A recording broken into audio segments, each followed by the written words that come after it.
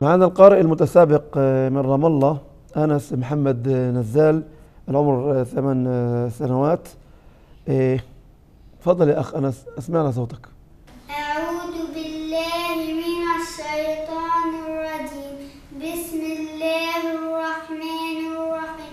ألهاكم التكاثر حتى زرتم المقابر، كلا سوف تعلمون ثم كلا سوف تعلمون، كلا لو تعلمون علم اليقين. أتمنى عليك يا أنس الأخذ بهذه الملاحظات، نتمنى لك حياة طيبة مع القرآن يا أنس.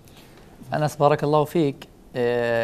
يعني من الملحوظ أثناء القراءة أنك كنت سريعا في القراءة وسريعا في التلاوة، مما أفقد القراءة جمالها ورونقها.